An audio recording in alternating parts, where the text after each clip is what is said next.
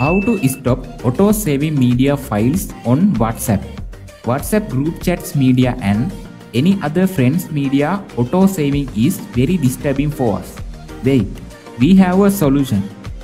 Go to your WhatsApp settings and click this data and storage option. Now you can see this media auto download option. Open these three options and unmark all.